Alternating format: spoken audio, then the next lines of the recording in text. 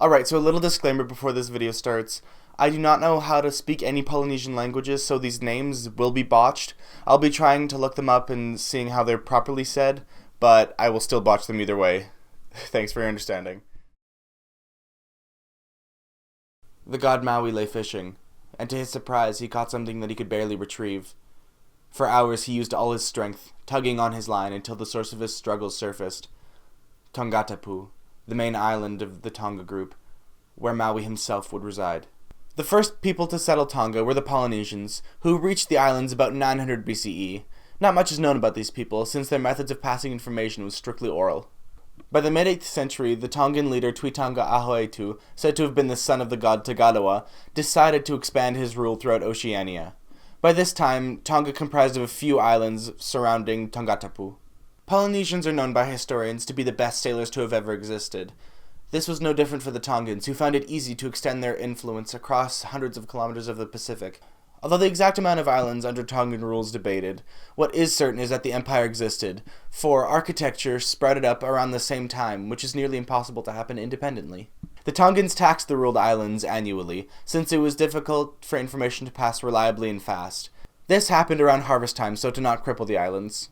Their tributary and political systems served the Tongans very well, so they lay left unchanged for several years, until Tongan forces were defeated by Samoan rebels. This defeat caused the king to hire an official advisor, but the citizens were dissatisfied with his work and assassinated 3 of them. The second political reform occurred in response to these assassinations, which split the government in 2, between the king, who is in direct lineage of the god Tangaloa, and the Tui Hatakaloa, who created and passed laws. Soon Tongan subjects strived for self-governance and revolted against the empire.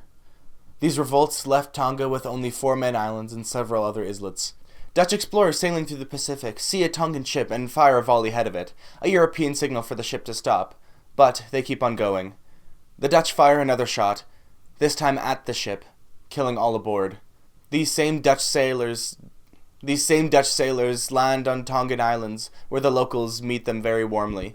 Several more expeditions are sent through the area to map the islands, followed by a wave of settlers, who build their villages alongside the locals. By this time, there are only 2 of the 3 factions left. By the 19th century, the English had sent their first missionaries to convert the locals to Christianity. The missionaries continued to look for support among the locals, and they found it in one of the leaders of the 2 remaining tribes, Tafa Ahau, who would later adopt his Christian name, George Tupu I, thankfully for me. This support gave the rival tribe an excuse to begin persecuting Christians.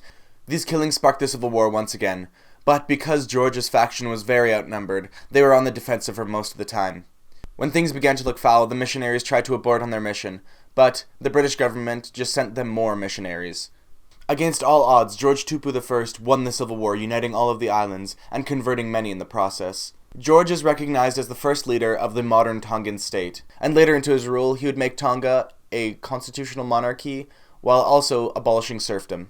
After George passed away, the British signed a treaty of friendship with the Tongan Empire, in response to the locals attempting to overthrow George Tupu II, their king, as well as a fear of a German advancement on the sovereign Tongan state.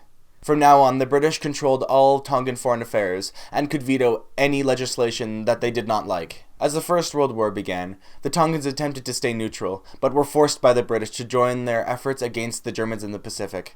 Now, British soldiers flowed in and out of the ports. The virus didn't hit as hard as it did on the mainland, but it did kill about 8% of the Tongan population, incapacitating them for a while. And Tonga stayed silent, even as the Second World War began. That is until Pearl Harbor happened and the Pacific Theater opened. Then, Tonga declared war on Japan and the Axis. Tonga couldn't do much outside of housing soldiers due to their low manpower and lack of resources. By the end of the 20th century, the Queen Salote began the trek to end the friendship treaty with Britain, which was finalized by George Tupu IV.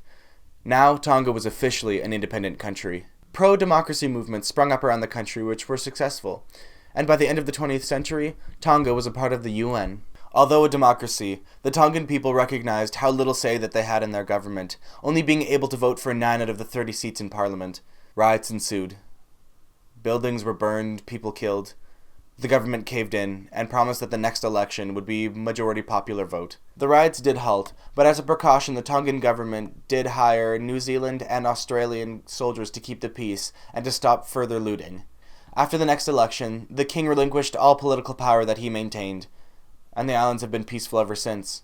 In the grand scheme of things, Tonga may be an insignificant blip on the map, but in this tiny group of islands lies an ambitious empire with a rich history, unknown to nearly all.